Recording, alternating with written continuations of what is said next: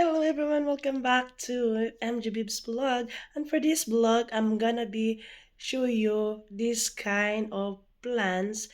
That's the in Italiano is a pianta stila di Natale. So it's like a Christmas star, but this is nice because it's traditional here in Italy when it's Christmas coming or Christmas time until New Year people buying this one. So this is a tradition from here in Italy.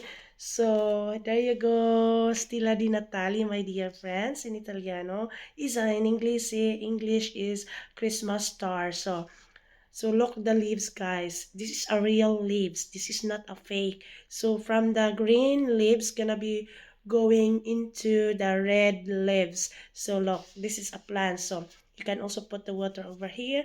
Then we have this one before, and I already explaining here one of my blog last year.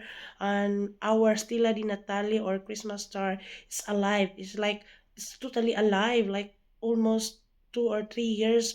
And then still alive this kind of plants, and then I don't know if this one, the one we bought today, I don't know how long it's gonna be alive, this one.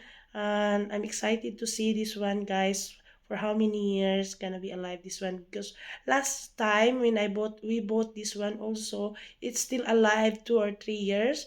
And now we bought now 2025 now. So this one I bought again.